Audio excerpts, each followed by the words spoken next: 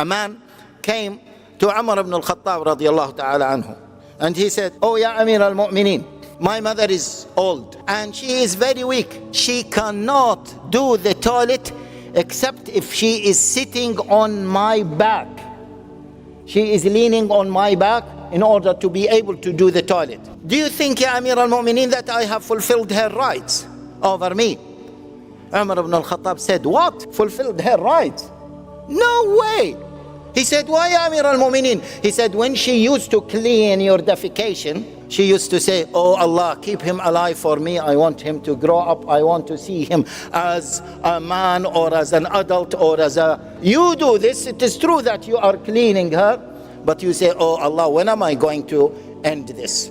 When is this going to come to an end?" Another man came to Ibn Umar and he said, "Look, I came to perform Hajj all the way from Yemen, long distance, carrying my mother, and I am doing tawaf while I am carrying my mother. Do you think that I have fulfilled her rights?"